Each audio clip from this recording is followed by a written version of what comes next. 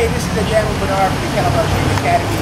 Today we're going to practice some second step moves of learning how to use the kettlebell. So what we're going to do today is we're going to practice controlling the kettlebell up over our hips. We're going to do some exercises that will help you develop core strength, stronger hands, and again work on the posture. When you're starting with kettlebells, it's really key to get this connection of your body, your whole body, and being solid on the ground, and learning how to use your strength through your body with your connection to the ground, okay?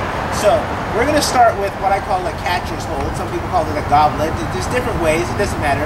The key thing is this. Early on in your kettlebell usage, you want to practice controlling it with two hands, okay? So, I start with a W like this, and I put my thumb through the hole, which will put my hands on the ball, okay? I grab it, use my hips, and I sway it to my chest, okay? Guys, see that one more time? Kettlebell will start there. Got my W, thumb through the hole, grab the ball, use my hips, and I sway it to my chest, okay? So in this position, what you want to learn early is learn how to use your hips to hold the weight. So your elbows come right under the weight, and then you learn to squeeze your butt muscles. Squeeze your butt muscles, and you can learn to hold the weight on your hips, like that.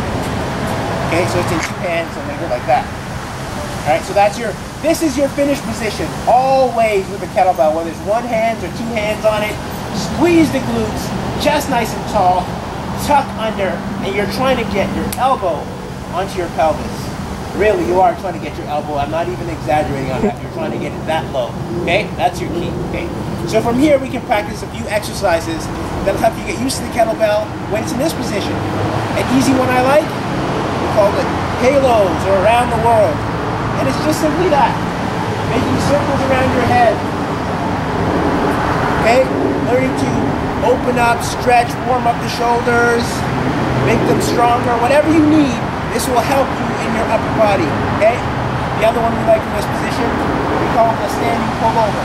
Your hips are going to go over your head, hips are going to bring you back to the front. Hips are going to go over your head, hips are going to bring you back to the front. This part is easy, hips over the head. This part is harder. A lot of you are going to want to use your arms. No arms. There's no arms ever with kettlebells. It's always from the hips. So your hips go over the head, and your hips bring it back to the front. What this will do is help you, help your core, help your upper body understand that all your movement in kettlebells always come from your hips, okay? The most important move to learn from this position is how to squat. Heels stay down on the floor, chest stays up. You're going to take a breath in and get nice and tight to your core. You're going to push your butt backwards. Drive your hips up. Pushing back. Drive the hips up. It should be easier to get your hips to go back in kettlebells because you have the weight in front of you. You can always push the weight forward a little bit, which makes it easy to sit down. The key thing you want to look for is those heels. Always have to be firm on the ground, and the chest needs to be nice and tall. So there's your step 2 intro to kettlebells. Practice those movements, and you'll be well on your way to mastering all kettlebell movements.